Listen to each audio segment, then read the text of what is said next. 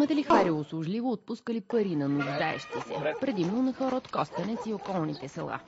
Лихвите на заемите били изключително високи. Когато някой от длъжниците им дръзнал да влезе в спор с тях, бил подлаган на тормоз.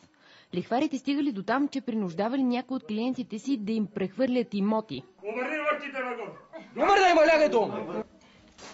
Арестуваните ракетьори са на възраст между 23 и 39 години. При направените обиски в домовете им антимафиотите попаднали на много записи на заповеди, нотариални актове, бележници с имената на длъжници и суми срещу тях.